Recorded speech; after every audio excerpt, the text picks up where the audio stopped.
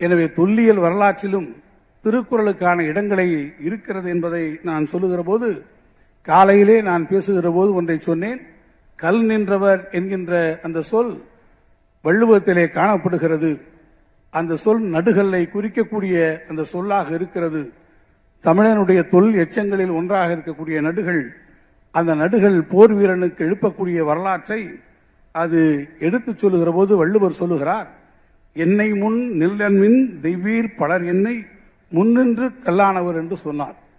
என்னுடைய தலைவனுக்கு முன்னால் நிற்காதீர்கள், அப்படி அவனை எதிர்த்து போரிட்டு நடுகளுக்களாக மாறிவிட்டவர்கள் எத்தனையோ பேர் என்று சொல்லுகிற போது, நடுகள் வழிபாடு என்பது தமிழனுடைய ஆதி வழிபாடு என்பதும், அந்த வழிபாடு வரக்கூடிய அந்த மரபை, தொல்லியல் மரபை திருக்குறள் சுட்டிக்காட்டுகிறது என்பதையும் நான் இங்கே சொல்லுவேன்.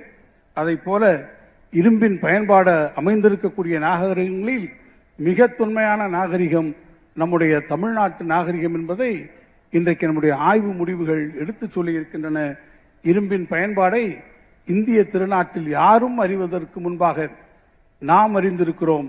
தமிழ் மொழியை பேசக்கூடிய தமிழர்கள் அறிந்திருக்கிறார்கள் என்று நாம் இன்றைக்கு ஆய்வு முடிவுகளிலே சொன்னாலும், அதை எடுத்து அது எழுகு என்று சொல்லக்கூடிய அந்த தமிழ் மொழியை வள்ளுவர் அழகாக எகம் என்று கையாண்டு இரும்பின் பயன்பாட்டை நம்முடைய அறிந்திருக்கக்கூடிய சமூகம் தமிழ் சமூகம் என்பதை அவர் எடுத்து தந்திருக்கிறார்கள். அந்த